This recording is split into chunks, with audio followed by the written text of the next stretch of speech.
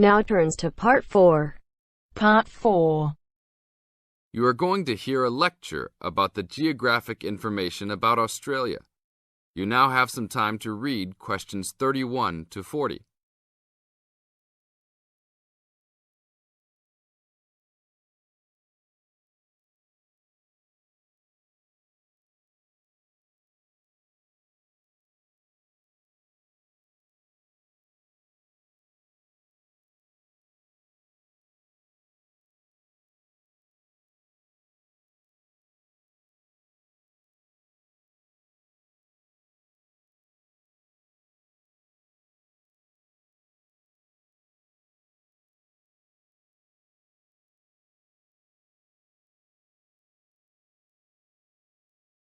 Now listen to the lecture and answer questions 31 to 40 by choosing the best answers from the choices. Good morning, everybody. We'll continue to look at Australia, and today look at one of its greatest natural challenges, water for the agricultural sector. As the only nation to occupy an entire continent, Australia has a unique environment, with much of it very flat and dry. One notable feature of the Australian continent is that it is the lowest of the continents. The average elevation is less than 300 metres, compared with the world's mean of 700 metres, and its highest mountain is only 2,228 metres, so it is overall a very flat country. It is also dry. In fact, Australia is the driest, after Antarctica, of the continents. Yet Australia has extremes of climate and topography.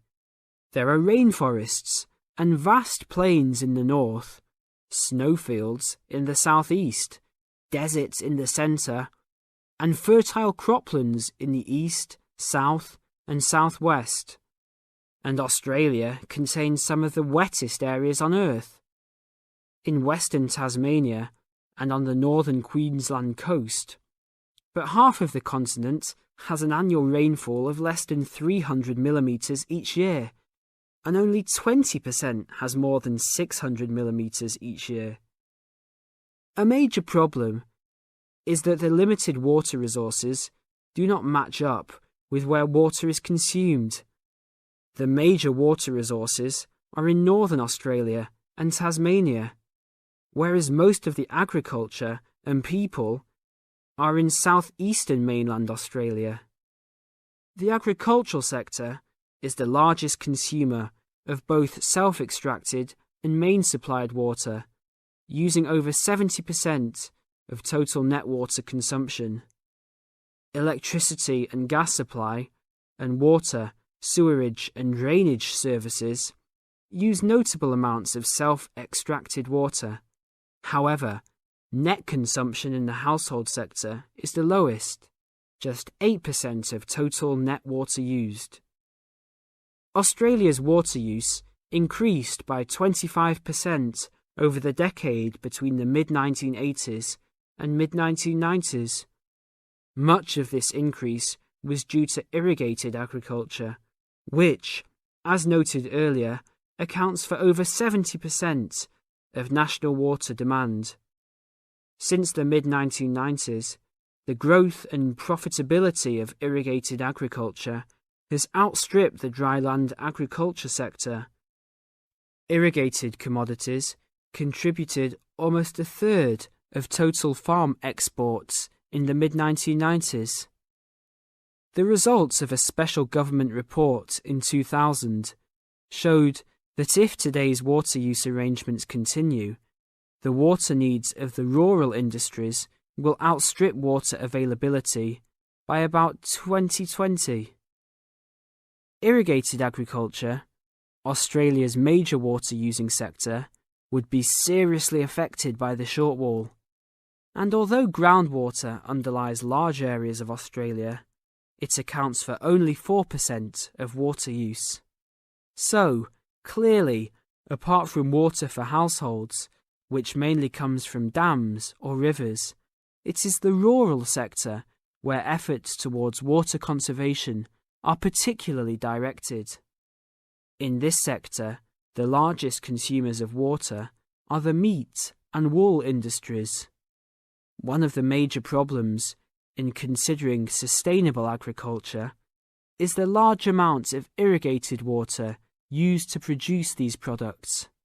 Some of the crops, such as wheat, maize, and soybeans, also use a lot of water.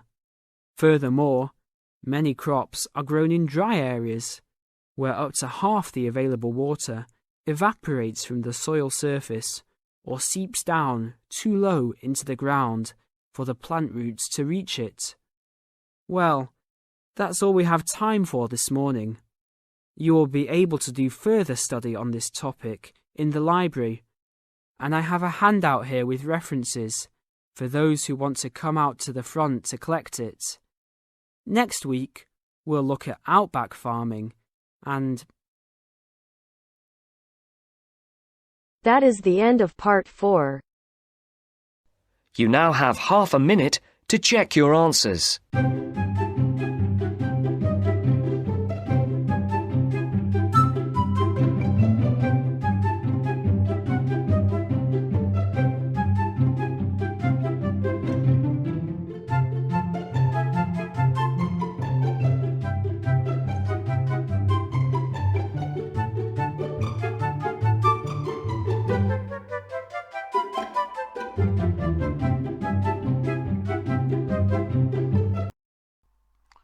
Hi, this is IELTS Bob. I would very much appreciate it if you could like, subscribe and share this video, as this will enable me to help more IELTS students reach their IELTS goals. Very much appreciated. Thank you.